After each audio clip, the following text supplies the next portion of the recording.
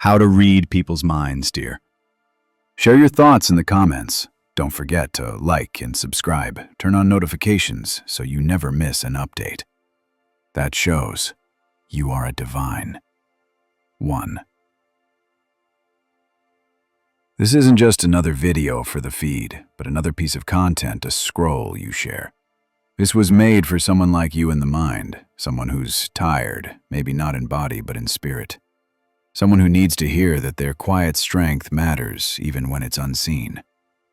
People often hear the term mind reading and instantly imagine something out of a science fiction novel, someone with the supernatural ability to peer into your head and pull your thoughts right out, word for word, like flipping pages in a diary. It's the stuff of psychic performances and fantasy stories, where a mysterious figure can sit across from you, close their eyes, and recite your deepest secrets without you saying a single word. But let's be very clear. That kind of mind reading, the kind based on extrasensory perception, telepathy, or any form of magical cognition, is not real. It has never been scientifically proven, no matter how many stories or sensational claims you might come across. But here's where it gets interesting. There is another form of mind reading, one that is real, grounded, and far more powerful than most people realize. It's not mystical. It doesn't require any special powers. Instead, it's built on something far more fascinating: human psychology, behavioral science, and the capacity to perceive and interpret subtle cues that people are constantly, often unknowingly, revealing. This kind of mind reading isn't about accessing someone's private thoughts directly, like hearing a voice in your head.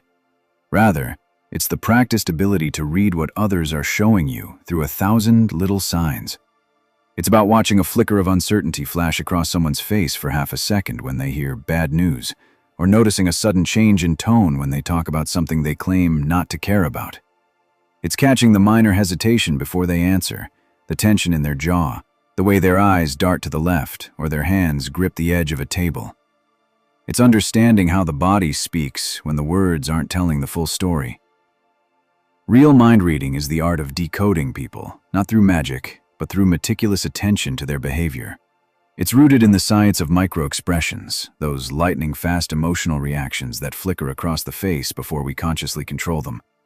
It relies on knowledge of body language, where posture, orientation, hand movements, and even the direction of a person's feet can signal intent or discomfort. It's about understanding patterns in speech, like changes in vocal pitch, rhythm, or silence, and matching those changes with psychological meaning. It's also deeply contextual. What someone's body language means during a high-stakes negotiation will differ from how they behave in a casual conversation with a manager. Mind reading through observation is a skill built on repetition, reflection, and patience. Don't expect mastery in days. Spend time watching people without speaking. Watch how they move when relaxed versus how they move when stressed. Review recorded interviews and mute them. Observe facial cues and posture. Pay attention in everyday life. Who changes tone mid-sentence? Who avoids certain topics? Who nods while disagreeing? Track patterns. Build mental databases. Over time, your predictions will become more accurate. You'll start to see patterns others miss.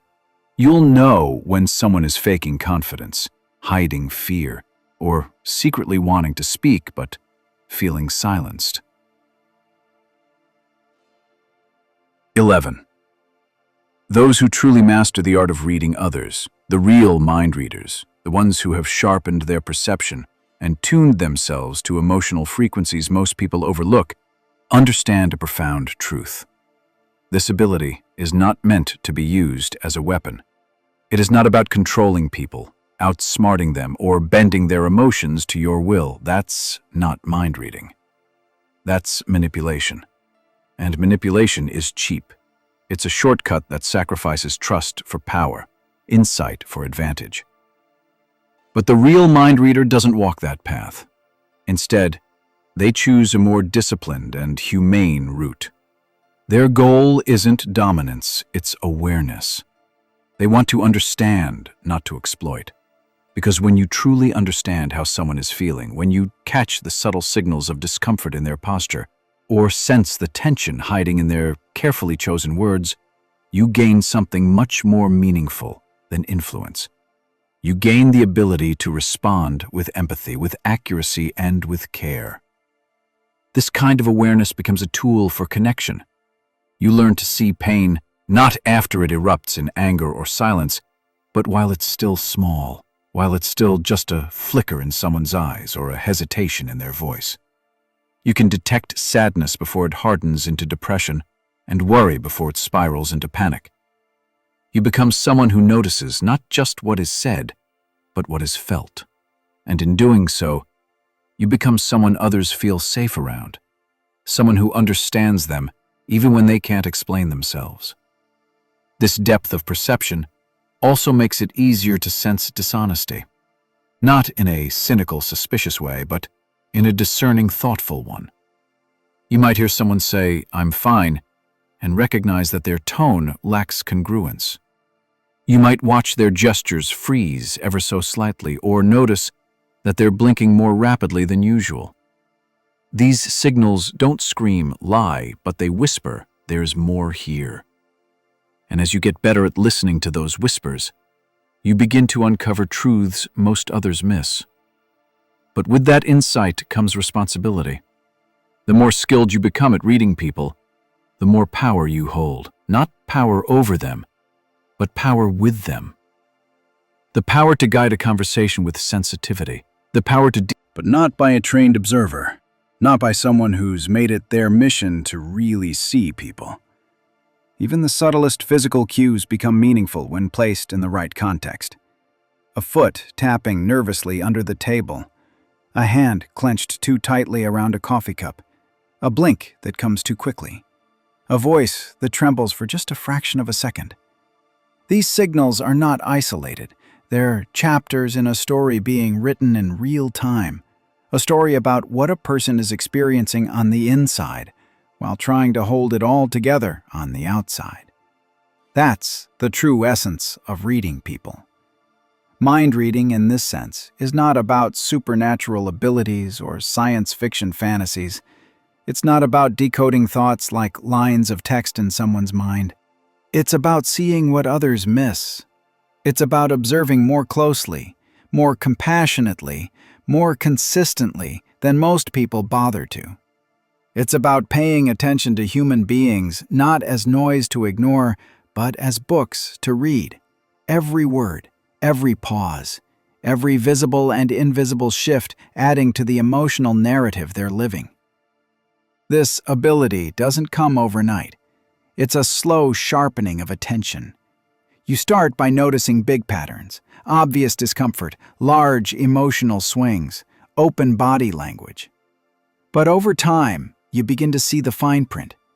You start hearing the emotional music behind someone's spoken lyrics. You start seeing the story that isn't being told. And that's when you begin to realize communication has always been multi-layered. It has always existed on both conscious and unconscious levels. Most people just aren't trained to see the full picture. They focus on what is being said. But the truth often lives in what isn't said, the silence between words, the body language behind the smiles, the emotional tremors beneath the surface. To become someone who reads minds, truly reads them, is to become someone who listens with more than just ears, watches with more than just eyes, and understands with more than just logic. It is to approach every conversation with full presence, every interaction with curiosity, and every moment with empathy. It's not fiction. It's not fantasy. It's a quiet superpower built from sustained attention, emotional intelligence, and the willingness to see what others aren't saying out loud. Because at the end of the day, people aren't just speaking. They're revealing, constantly. The only question is, are you paying close enough attention to hear what they're actually saying? If this resonates with you, share your thoughts in the comments. Don't forget to like and subscribe. Turn on notifications so you never miss an update.